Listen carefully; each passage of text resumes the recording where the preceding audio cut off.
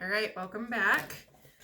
So you should have all of number 1 and all of number 2 finished on your problem set. I'm going to show you right now the answers that I came up with. Remember, sometimes I make mistakes, but hopefully I got at least most of them right.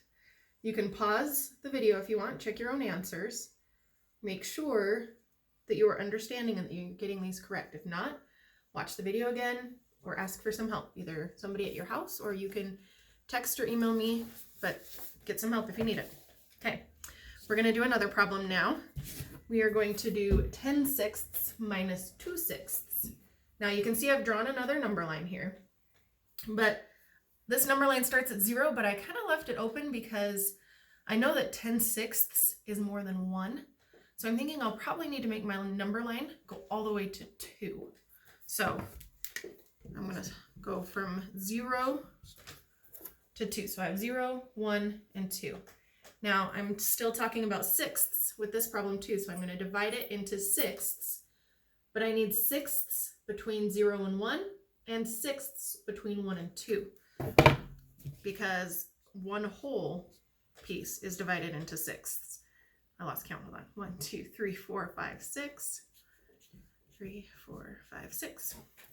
So now I have all the way from 1/6 to 6/6, and then after 1 would be 7/6, 8/6, 9/6. So I'm going to find my 10/6. So I know that 1 is the same as 6/6. So that would be 7, 8, 9, 10/6. And then I'm going to subtract 2/6. 1, 2. And that would land me here, not right now, at 8/6. So that's what that would look like on a number line. But here's the thing. Our answer, 8/6, is a good answer. But the problem is we still have a fraction that's greater than 1. So let's see if we can remember how to write that as a mixed number, which means a whole number and a fraction. So if you remember, we talked about this a little bit a couple weeks ago. Maybe it was just last week. Time is crazy when you're staying at home all the time. But we talked about how to take a fraction that's greater than 1 and turn it into a mixed number using a number bond. So what I mean by that is, remember, we're going to take our fraction and break it up into the 2 different fractions, 2 different pieces. First, we're going to pull out one whole. So if I'm talking about sixths, how many sixths makes one whole? I'm going to pretend you said 6/6 because that's what it is. So that would be the same as one whole. And then if I take 6/6 out of my 8, how many are left? 2.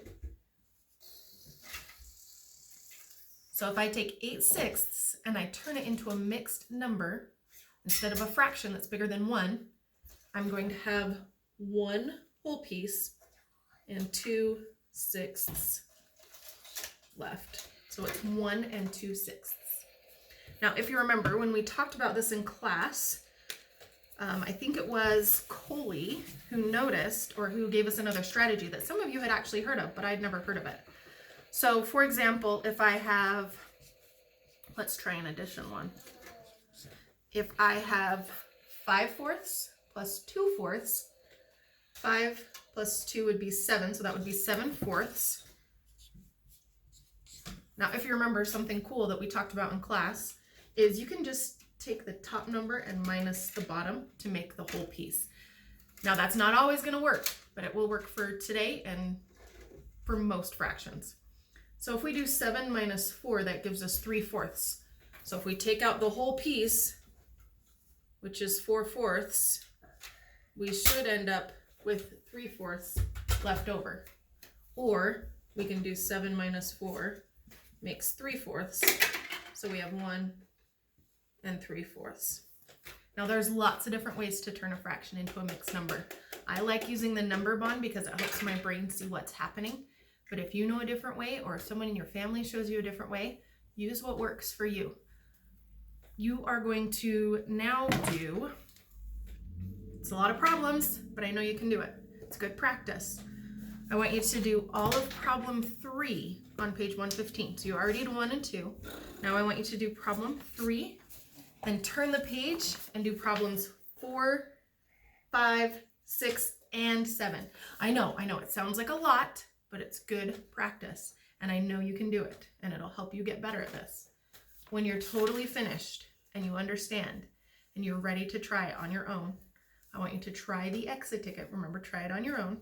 It's page 117 in your packet, or it's attached to the video or to the link in Google Classroom. There's a link. But notice, please notice that it asks you to write your final answer as a mixed number. So when I look at this exit ticket, I don't want to see any fractions that are greater than 1. I want to see mixed numbers. Okay, see if you can pull out the whole piece if it's greater than 1. Okay, don't forget to send me a picture of your exit ticket when you're finished. Now Carson has a couple problems that he would like to give you as a little challenge. Do you want to read it to him? Yeah. Here, I'll hold it and you read it. 5 dogs plus 3 dogs equals...